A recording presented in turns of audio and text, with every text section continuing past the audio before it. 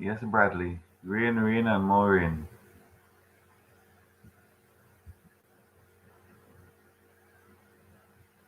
Interesting morning. All right, so we have 10 of you guys. Morning, welcome. Hope everyone had a good weekend. We are continuing today to do lecture reviews on all of the course material that we did so far. Last week, we reviewed the first lecture, which was your introduction to management. Um, that would have been lecture one. And today we're going to do lecture two on how many others that we can get done today.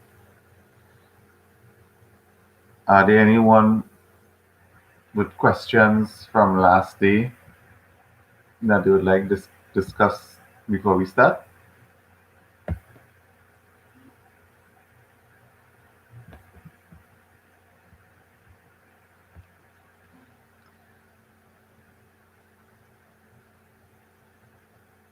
So some things to note. One, I have set your final exam. It's 6 questions and it covers all of the topics that we would have done. I will, so it's 6 questions, 10 marks each question. I've completed actually doing final exams for all of the courses. So that would have been submitted to examinations committee.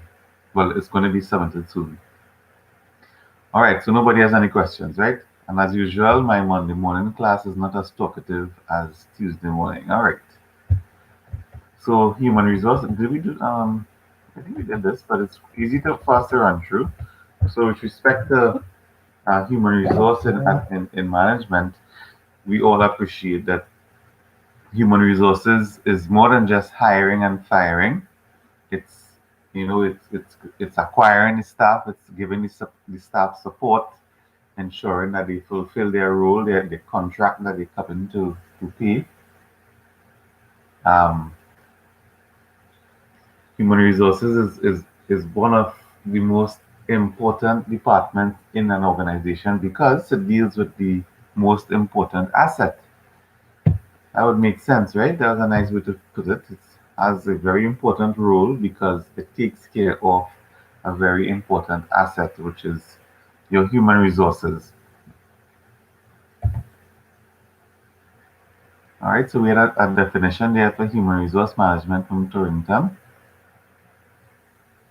So your takeaways from human resource should be human resources is more than just hiring and firing. It's the process of recruiting, selecting, training and developing, retaining, and ensuring that the management component remains where you are ensuring that your your your recruits, your new members of staff, and your department as a human resource manager works towards getting the goals and objectives of the company and the organization achieved.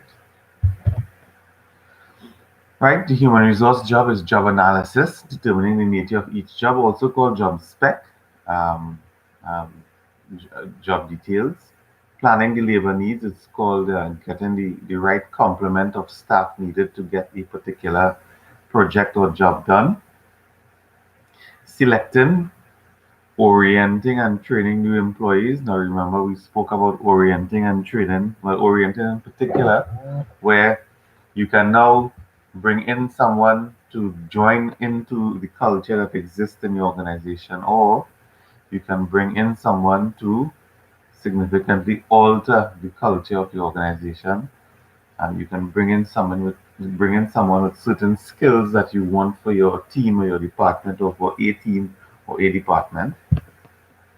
So that's where your orienting is. And orienting in the common sense that you all would have been familiar with you when you started university, you get orientation, which is just to make you comfortable in the physical structure that exists and to understand all of the other internal intangible structures that exist as well. That's oriented. Wages and salaries, that's compensation component of human resources. Incentives and benefits. Appraising performance, and we spoke about a performance appraisal being one that It's a snapshot of someone's past performance and perhaps giving suggestions on ways of improving. But performance appraisal is usually a one time effort, which differs to performance management, which is a management process which is more which continuously looks at the person and ties in goals and objectives to um, the, the performance of the individual. Communicating human resources is definitely a large portion of communication, interviewing, counseling, discipline. Now, you must appreciate, and some of you do have the opinion that the human resource department is supposed to be on your side. That may not always be the case. Remember, human resource department is there for the primary purpose of ensuring a company achieves its goals and objectives. And I want you all to be able to distinguish that your role and your the human resources department obligation to you as an employee is from that context, is from that framework.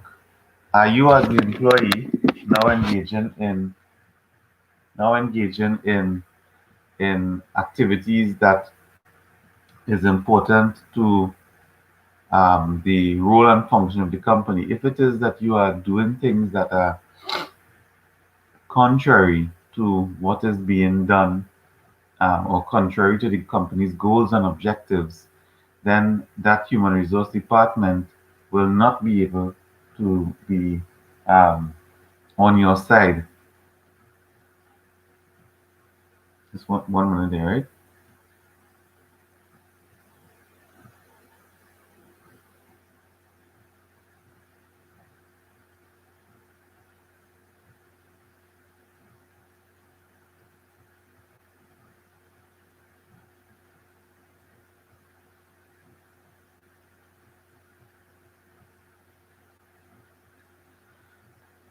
So yes, don't for a minute believe that your human resource department is there to protect you as though it's some sort of union. Do not make that mistake and think that your human resource department is the internal union of the company to protect your rights and your benefits. Yes, their role is to ensure that your rights not being infringed upon, and you have a safe working environment, and you have good compensation, all of those things. But all of that is done within the context and the framework of the company's goals and objectives.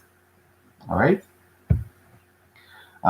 So in other words, you can't you can't always you have an issue, you have a beef with your supervisor, you have a beef with your boss, you have some issues with your boss.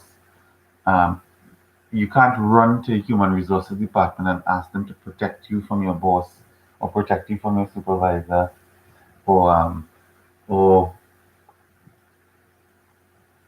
or ask human resources to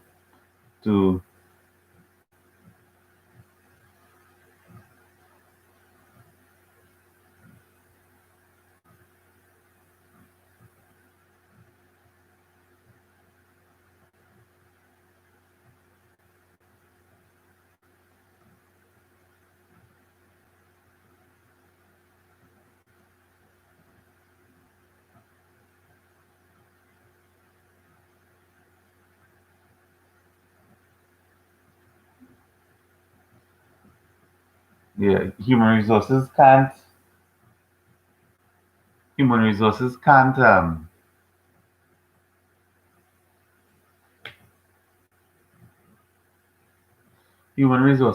come to your defense if it is you are doing things that are contrary to the company's rules and objectives. So I want you all to have that clear in your minds with respect to human resources. And yes, we use this point when we talk about communicating.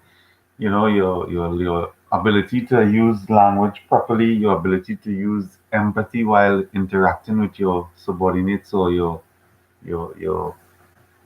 staff members is very, very important. Training and development, and we know what my, we know what not my, but what the quotation I use. What do we say about training and development? And it's a human resource. It's a human resource related say phrase. Someone got it correct last time. I think it was Samantha C. Got it correct last time. What do we say about training and retention? So it's remember, human resources is about recruiting and selecting, training and development, um, retention, compensation and benefits. Anybody can remember?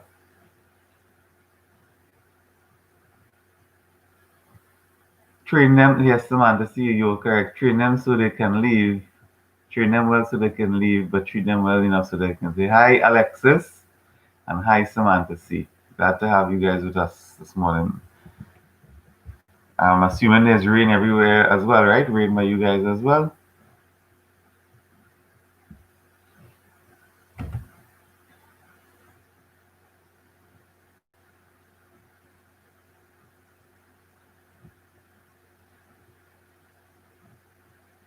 Right, yeah, so rain by everyone. Okay, good. Thank God we do have to jump in our vehicles or get travel to get to Mount Hope to do this class, right? We could do it right here. Some of you are probably still in covers and watching your laptop. All right. So the human resource manager should also know about what equal opportunity and affirmative action is about. I mentioned that there is an equal opportunity commission in Trinidad and Tobago, of which I have I know the CEO of the Equal Opportunities Commission very well. You definitely need to know about employee health and safety because we have an OSHA Act that has been proclaimed, and handling grievances and on labor relations. Those three are three major things that are relevant to our industrial climate in Trinidad and Tobago.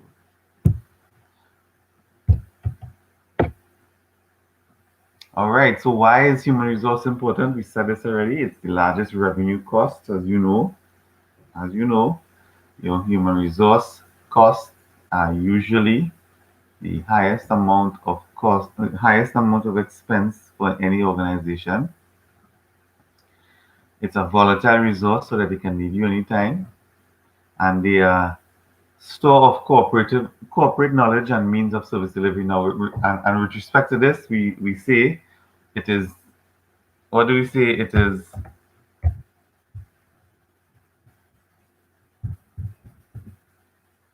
more costly to hire than to retain. Remember that. It is more costly to hire brand new staff than it is to retain your good staff. And I say good staff. We all know your bad staff, you want them to want to leave. All right?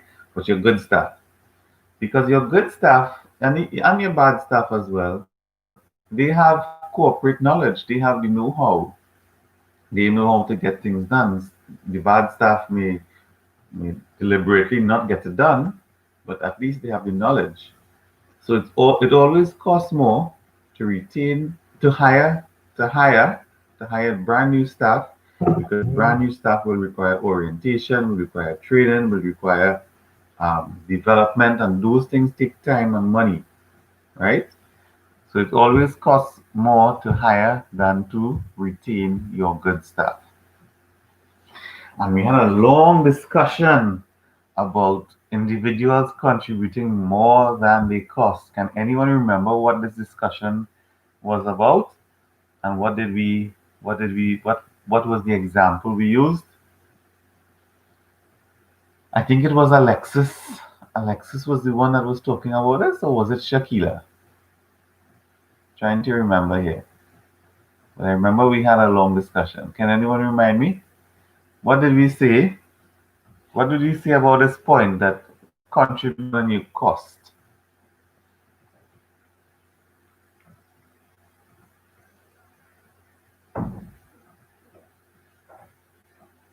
Football players was the example. Very good, Samantha. See, I feel appreciated that you actually remember the example. Okay, good. And what did we say?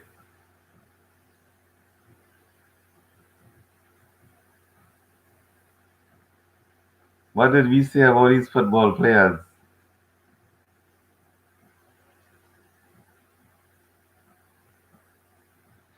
Nobody remembers. Every weekend is football. What did we say about these football players? And how does it relate to contributing more than you cost?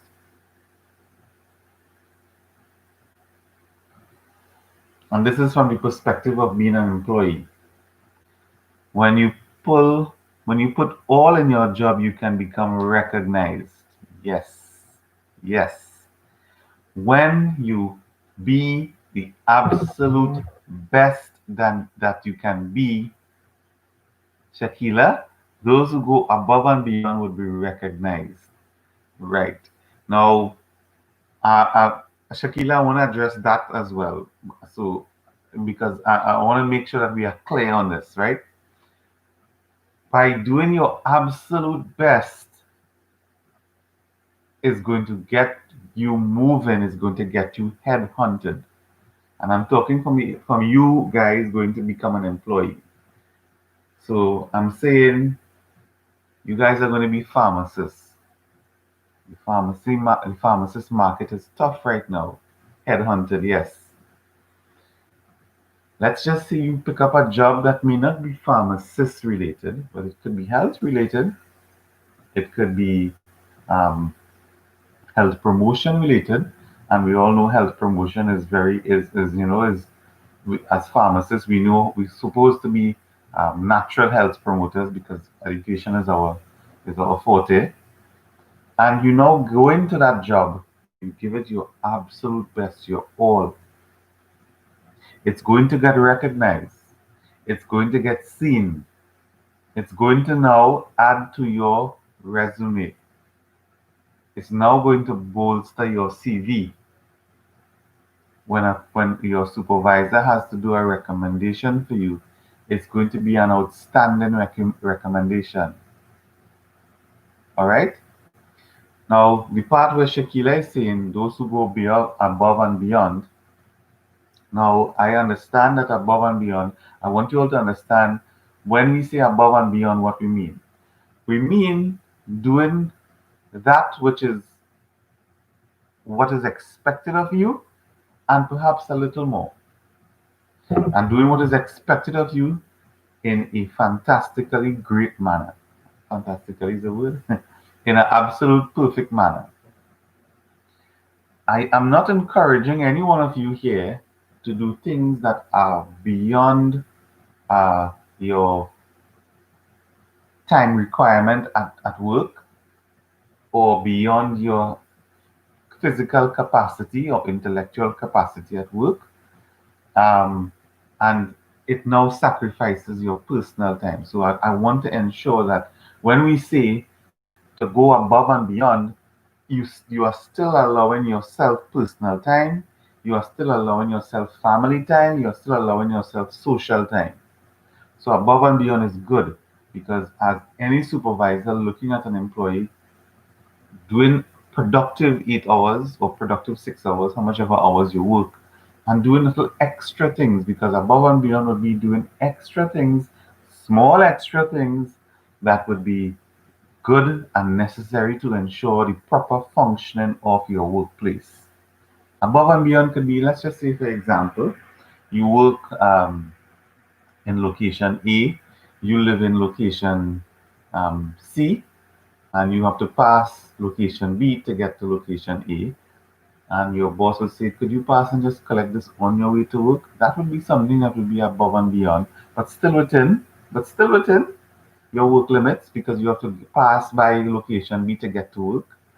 It's not taking any amount of resources out of you. It's not putting you at risk because I want to get that clear. I don't want you all to come out here and to become sacrificial lambs and to be used and abused. I want you all to work. I want you all to perform. I want you all to do more than what is expected, because as we talk about management by objectives, it's raising the bar a little bit. But I want you all to not be used and abused as well. All right. Now, again, for those of us listening, that does not mean I encouraging anyone to be lazy or how to put it, rigid, or by the book only and job spec only. I'm not saying that. I'm saying be part of your organization, be part of your role, be part of your job. Work hard, put in the hard work, and you're gonna get the results, and you're gonna be moving quickly from an organization that is this size to an organization that is this size, and you're gonna keep going until you are satisfied where you want to be. All right. So Shakila, do you understand? Samantha, see, well, I hope you understand as well. You all understand what I'm saying when we talk about contribute more than you cost. Are we clear on it?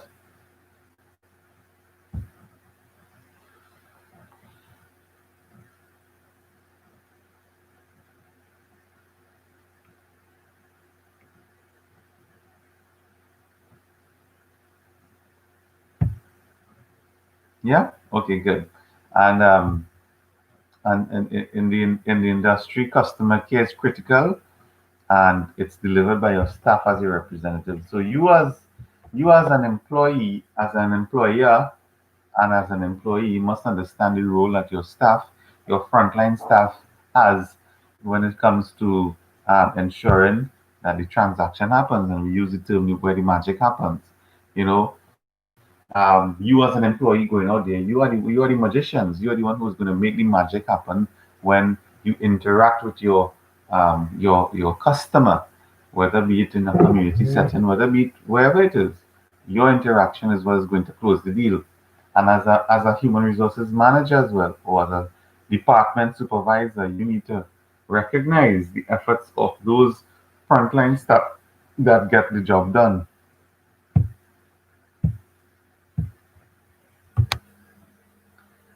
All right, so the strategic role as of human resource management, well, looking, all managers are human resources. All managers, yes, all managers have people under them, so they are resource managers, human resource managers as well.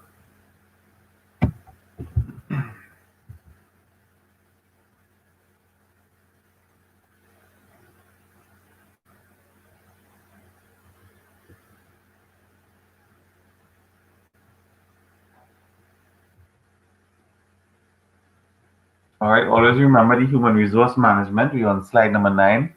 That's human resource management of the legislative, societal trends, international events, changing technology. I cannot emphasize enough that right now we have legislative issues. Right now we have real trends in society. We definitely have international events, and our technology hasn't changed as much, but we are now employing a lot more use of technology in the workplace. So pay attention to those things.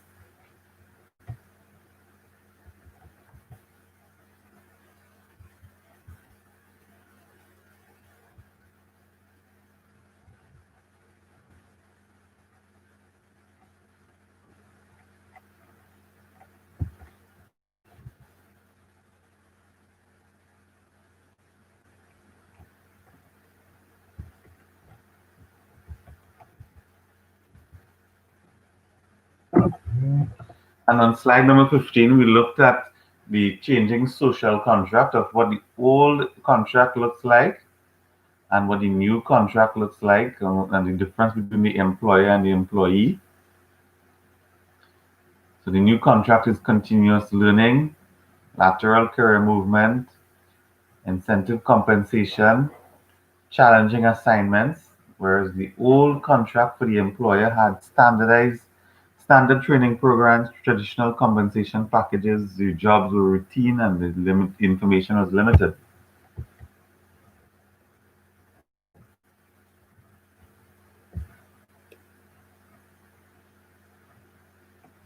And on slide 16, we've been talking about work-life balance as well. I hope you all do have an appreciation for that work-life balance. I remember giving the example of the CEO of Pepsi Cola that urged all her employees to come to work and give 8 hours of pure productive work. And then when you go home and when you leave work at whenever work finishes, you now focus on yourself, you focus on your family, you focus on your social network. And the reason for these things is when you have that good work-life balance, you are now in a position to be even more productive at work. And having a good work-life balance can reduce what can.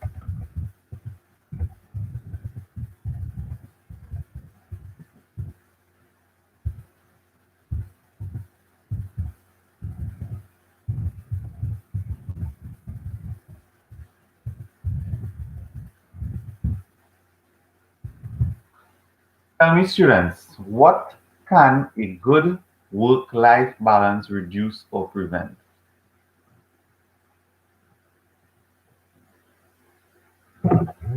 It's a term that's used in organizations that's high demand era. Okay. Yes. Yes. An era. Shakila, what? Alista, correct. Chelsea, errors in the workplace as a result of burnout. Shakila, what you just you retract there. I saw stress. Shakila, what did you type there? Yes, Vikash, burnout. Burnout, but you're correct. You're correct. Work-life balance, or is it that your personal life is give you stress and you come to work with stress? Which one is it? So yes, if you have an excessive amount of work and little amount of personal life or social life, you're going to get burnout, and that burnout is going to lead to error, as Samantha C says. No man, but I knew it was another. Oh, you're trying to get it to burnout. Okay, okay, yes, yes, yes. I know you're a bright girl. Um, so So burnout is a serious issue now. In times like now, where we have a pandemic that's going on, and persons who are in the healthcare sector, it's very easy to think that listen, we have a lot on our plate, and we need to get this done, we need to get that done. But it's important. It's important for it's important um, for persons who are responsible for such individuals that are on the front lines and that are required to come out and be involved in this emergency, do put things in place for prevention and mitigation of burnout. And I can draw another example, um, the Army, the regiment, and we could use the US Army because they are one of the biggest in the world. If an army is deployed somewhere, there are several teams, as we would call them, or platoons, or several teams that go out there and do reconnaissance and do activities. But no one team does everything because if they do get burnout, if they do get tired, you're not going to have men out there in the open that could get murdered, that can get killed, and you can have a real loss of life. So the army spends a lot of money in ensuring that their soldiers are well taken care of on the site as well, so that burnout does not happen. So there's a huge responsibility for the authorities and the powers that be, and those persons who are in the position to take care of your employees, that they do everything in their power to ensure that burnout does not happen. So I'm asking you all, when you start to go to work, I want you to protect yourselves from burnout. And I'm asking also when you do become managers, because I have faith that all of you will become can become good managers, that you pay attention to your staff and you make sure that you guide them into taking care of themselves and ensuring that you don't demand of them um, This is their workload. You don't demand of them this and expect them to do it within the time frame that only this amount can get done. No, you can't do that, right? So keep that in mind. That and I can speak from personal experience. I would have I would have I would have worked my butt off when I in my younger days, and I did experience burnout, and burnout came in the form of viral like symptoms. I had fever.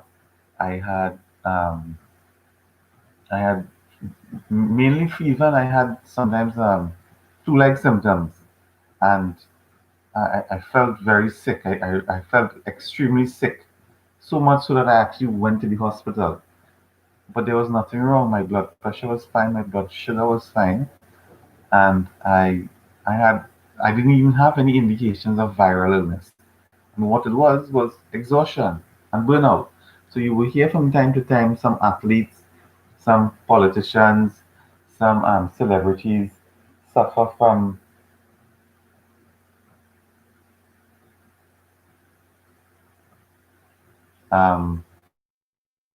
some celebrities as well. You would see they would have collapsed. They would have collapsed on the road, and it's as a result of burnout. So burnout is a serious issue, and it's something that you need to look at ensuring there's work-life balance. Employer of choice. Um, Employer of choice. I'm sure some of you all in your minds, there are certain companies that you would look at and think, well, whoa, I would like to work for them. I would like to work for Apple. I would like to work for Google. I would like to work for Oracle. Like to work for PriceSmart. I would like to work for Walmart. Some of the local ones as well. So those things, employer of choice comes with a reputation. And if there is a certain reputation that an organization has, it's going to now naturally encourage and make you recruitment very easily. Um, so, as a manager, as a human resource manager, all of these things are important for you to consider when creating policies and when rolling out when being part of your management meetings. You can bring forth ideas that can now give your company a really good reputation because your employees that work there can now talk and give stories of how well they are treated and what things are in place for their welfare. And all of these things feed into the concept of employer of choice. All right.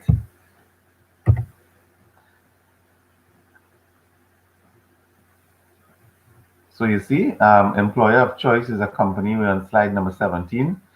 It have lots of tangible and lots of intangible benefits. And I know I can use my example because um, long ago there were a lot of persons who always wanted to work for they want to work for BP. They want to work in the energy industry. And that's because there were so many tangible benefits such as a good salary and intangible benefits as well, you know. So employer of choice. So teams and projects, we discussed this as well at length. Teams and projects is the way that most organizations are going, and that's because why are we going? Why are we doing teams and projects so often? Can anyone tell me? We're doing teams and projects pretty often because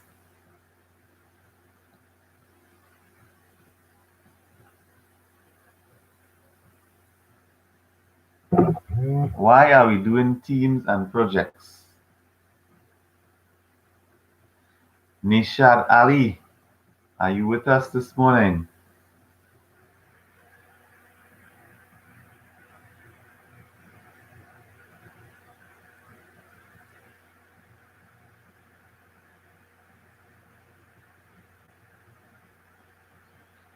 Why are we doing teams and projects?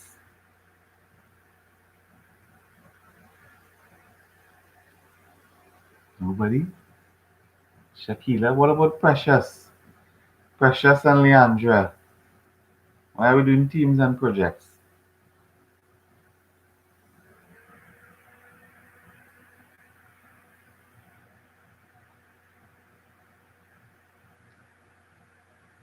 Nobody? Amber?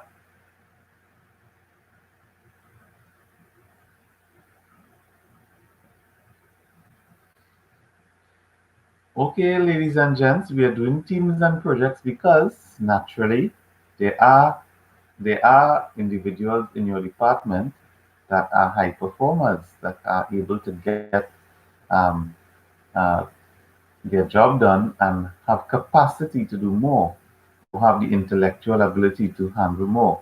And that's why we go with teams and projects because you can now assign certain members of your department additional work. And this is where it ties into contributing more than you cost. Shakira, then maybe person. Thank you. You and I said the same thing. Like while you was typing, I was saying, yes, yes, that's right. Good. Well, the virtual team is as we are right now using technology to ensure that the work gets done. People don't meet. Temporary employees this can be from the janitorial staff all the way up to the CEO.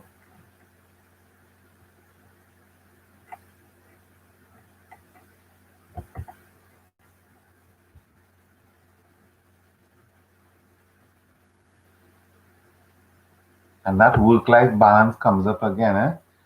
Flexible scheduling, telecommuting, broad work-life balance initiatives, gym and childcare in the same organization that you're in.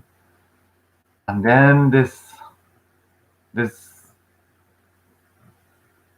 difficult part of human resource, which is downsizing. And let's go for the break. And when we come back from the break, we'll take it up here from downsizing because it's an important part. Well, let's do it one time. Let's do it one time before we go for the break. So downsizing right now is a real critical component of your human resource skill, especially now. And let me just take a look here and see. Right. So pay attention. This downsizing is sometimes intentional or unintentional. Sometimes it's planned or unplanned. Sometimes it's done out of necessity. Sometimes it's done out of um,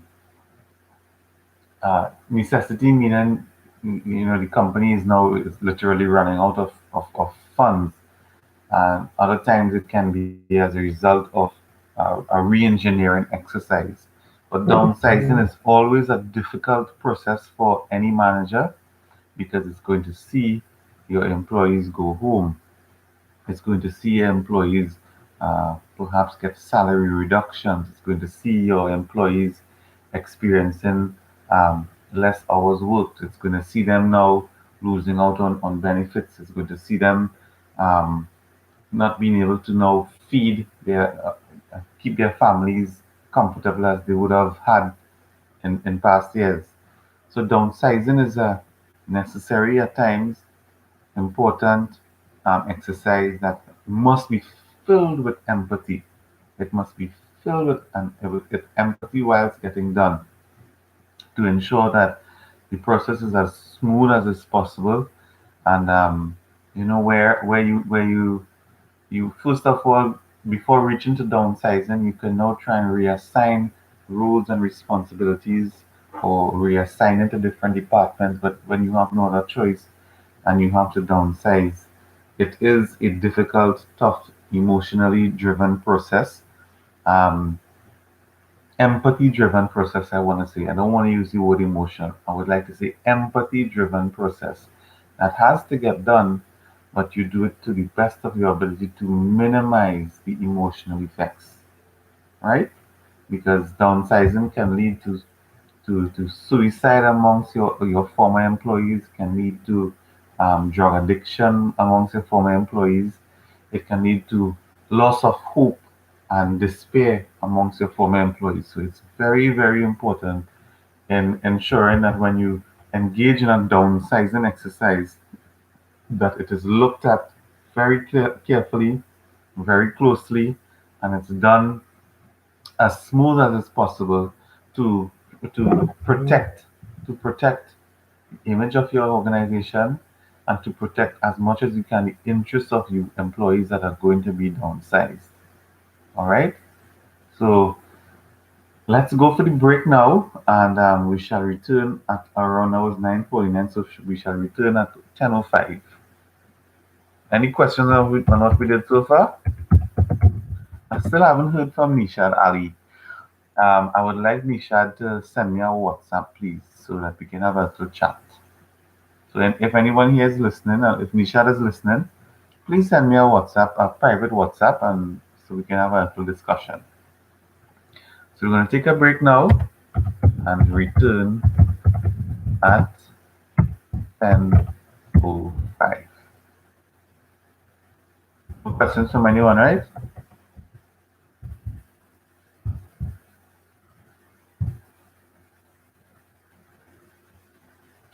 No questions, right? All right, so we'll take a break now, and I'll come back at 10:05.